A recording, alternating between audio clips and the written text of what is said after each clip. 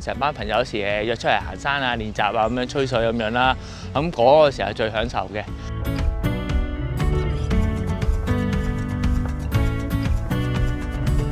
我係鄭世傑，咁藝人者嗰方面咧就好多人都講全名嘅叫樂施藝人者。咁其實最早期嘅時候咧，咁都係由啹喀兵咁佢哋一個每一年嘅訓練完之後一個考試嚟嘅，佢由麥理浩徑第一段去到第10段，即係由呢度北潭涌開始起步，去到屯門營地嗰度嘅。咁而家就今年啦，咁都呢幾年有時都改咗㗎啦，去咗元朗大棠嗰個終點。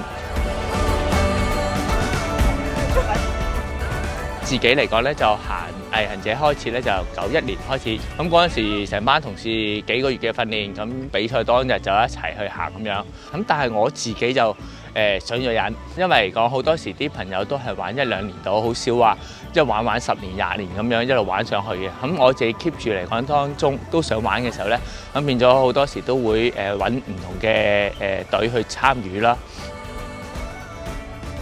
早期啲嘅時候咧，因為冇咁多Internet 去聯絡其他人，咁變咗靠自己都係喺樂施會或者嗰陣時以前係其他嘅贊助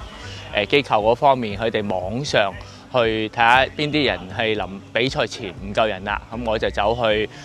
自薦。咁因為多咗一啲唔同嘅訓練方法啊，多啲媒介介紹行山比賽啊，咁亦都多咗比賽，咁變咗嚟講識多咗唔同嘅朋友去行。咁呢幾年嗰個改變會大好多，同埋啲人嘅行嘅進步情況亦都比以前快好多。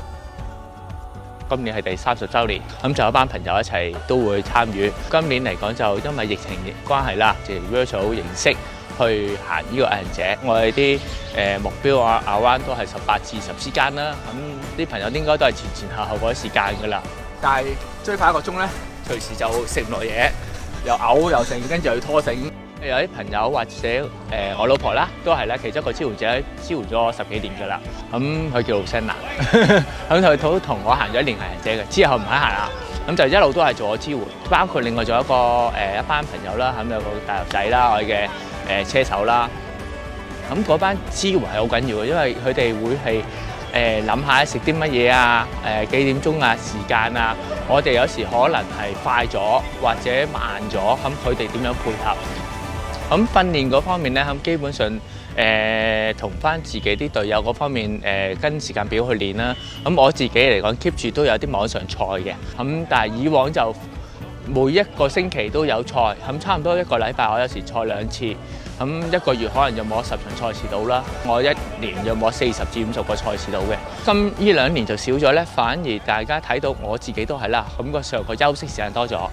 咁就訓練上反而就會係好啲，咁就冇咁多傷痛嗰啲情況。老婆係最開心嘅，少咗賽事，咁陪屋企人係多咗，咁呢個係都疫情當中附帶當中一個其實幾好嘅嘢嚟嘅，都係。賽道我自己最中意就係第3、4段，咁好多人都係覺得魔鬼嘅賽道都係3、4段，咁事實係嘅。但係我3、4段嚟講，已經就我會感覺到自己嗰1年嘅狀態 O 唔 OK 嘅。嗰2段咧個攀升上落咧係較為大啲嘅，多啲嘅。未來嚟講，藝人者嚟計啦，咁就有照參與啦，咁唔會話特別太刻意。而我自己亦都會參加多啲唔同嘅賽事啦，會係多啲參與下、見識下出邊嘅世界，試下唔同嘅路況去玩咯。同埋